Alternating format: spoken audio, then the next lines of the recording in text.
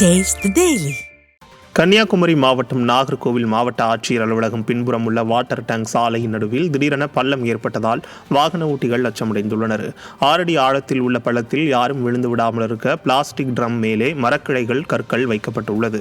இது குறித்து புகார் அளித்தும் மாநகராட்சி ஊழியர்கள் பள்ளத்தை உடனடியாக சரி செய்யாததால் வாகன ஓட்டிகள் அச்சத்துடனேயே சாலையில் சென்று வருகின்றனர்.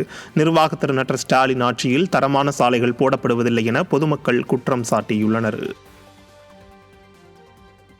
செங்கல்பட்டு மாவட்ட ஆட்சியர் அலுவலகத்தில் மக்கள் குறைதீர்வு கூட்டத்தில் மாவட்ட ஆட்சியர் பங்கேற்காததால் மனு கொடுக்க வந்த விவசாயிகள் அரசு அதிகாரிகளுடன் வாக்குவாதத்தில் ஈடுபட்டனர். வாரந்தோறும் திங்கட்கிழமைகளில் நடைபெறும் மக்கள் குறைதீர்வு கூட்டங்களில் மாவட்ட ஆட்சியர் அருண்ராஜ் கலந்து கொள்ளாததால் அரசு அதிகாரிகள் மனுக்களை வாங்கி வந்ததாக கூறப்படுகிறது.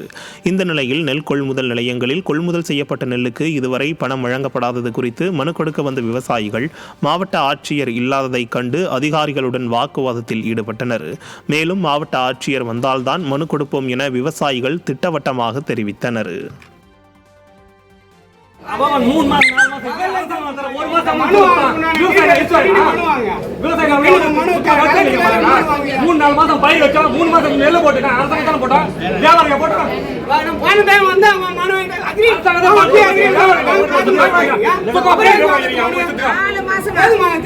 ஒண்ணுமே